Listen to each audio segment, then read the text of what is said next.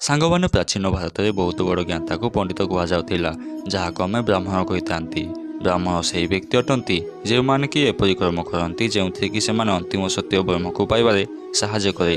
ଆମେ ସବୁବେଳେ ପଣ୍ଡିତ, ପୁରୋହିତ, ପୂଜାରୀ, ଗୁରୁ, ଆଚାର୍ଯ୍ୟକୁ ଗୋଟିଏ ହିଁ ମାନିଥାନ୍ତି ଓ ତାଙ୍କ ମଧ୍ୟରେ ଅନ୍ତର ଜାଣିପାରନ୍ତି ନାହିଁ। ଆସନ୍ତୁ ଜାଣିବା। ସାଙ୍ଗମାନେ ପଣ୍ଡିତ ସେହି ବ୍ୟକ୍ତି ଅଟନ୍ତି ଯିଏ କୌଣସି ବିଷୟରେ ପାରଙ୍ଗମ ଥାଏ, ଯେପରି ବିଜ୍ଞାନ, ଖେଳ କିମ୍ବା ଆଧ୍ୟାତ୍ମ।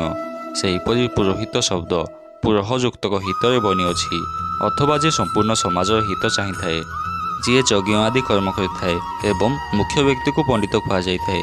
ସେପରି ଆପଣଙ୍କ ଘରେ ଅଥବା ମନ୍ଦିରରେ ଯିଏ ପୂଜାପାଠ କରିଥାଏ ତାହାକୁ ଆମେ ପୂଜାରୀ ବା ଆଚାର୍ଯ୍ୟ କହିଥାନ୍ତି, ଯାହାର ଆଚରଣ ଆମକୁ ଶିକ୍ଷା ଦିଏ ଏବଂ ତାକୁ ଆମେ ଫଲୋ କରିବା ଦରକାର।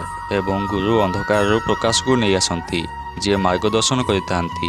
ଆପଣ କୌଣସି ବି କ୍ଷେତ୍ରରେ ଥାଆନ୍ତି, ଯିଏ ଆପଣଙ୍କ କୋଚ୍ ଅଟନ୍ତି, ଯିଏ ଆପଣଙ୍କୁ ସେହି କ୍ଷେତ୍ରରେ ଆଗକୁ ବଢ଼ିବାରେ ସାହାଯ୍ୟ କରେ, ତାହାକୁ